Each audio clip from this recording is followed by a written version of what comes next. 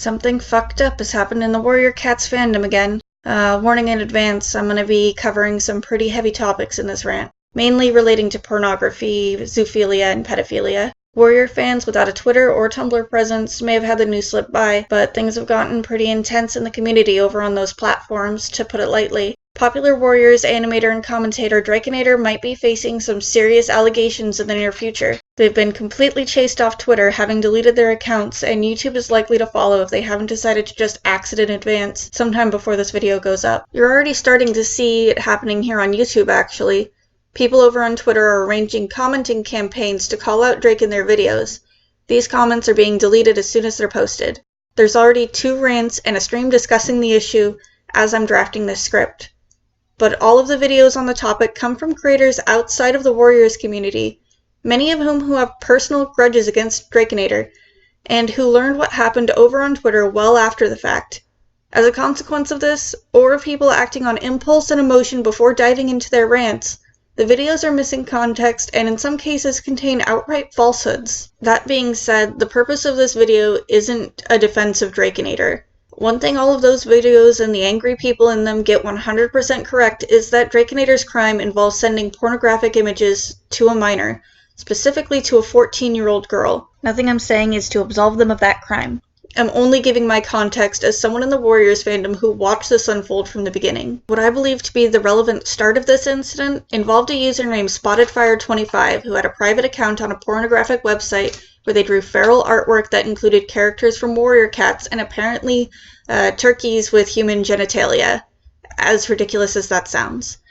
The user apparently kept this account out of minor-involved spaces and used a separate username. My knowledge on how the 2 accounts' connection was discovered is lacking, but I believe SpottedFire mentioned caring for an ailing family member on both accounts, and someone who I don't believe was Draikinator made the connection and started a call-out for SpottedFire. The people involved in calling out SpottedFire would send screenshot evidence of the porn upon request, hopefully from adults, but I heard minors were getting access to the images as well. Draikinator soon became involved, and I became aware of the call-out through them. I didn't get involved, I just generally don't participate in call-outs unless I think the person is a direct, immediate threat. Just because a person draws feral porn doesn't mean they're actually harming real animals.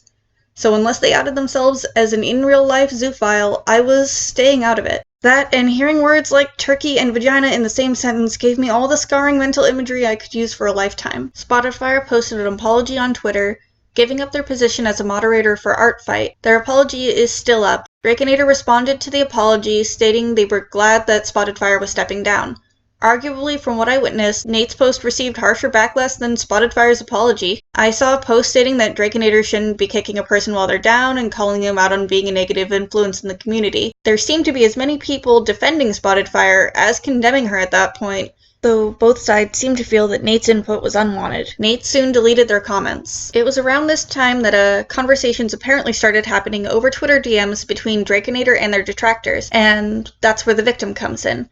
Apparently, at some point, the victim commented to Draikinator using the slug insult, and Draikinator DM'd them. This is just judging on where the screenshots of their conversation begin. It's possible the slug insult happened in the DMs themselves. I never found anything conclusive. I guess the origins aren't really important. The victim gave their reasoning for the insult, and then at some point they or someone else posted a doctored selfie of Draikinator. Draikinator became upset and sent the child the pornographic imagery in an attempt to prove that SpottedFire was guilty, and in the process neither asked the victim their age or if it was okay to send the images. They told the minor to have fun with the lying turkey fucker, the statement referring to SpottedFire, and then blocked them. The minors shared what happened and Draikinator was soon messaged that the victim was 14.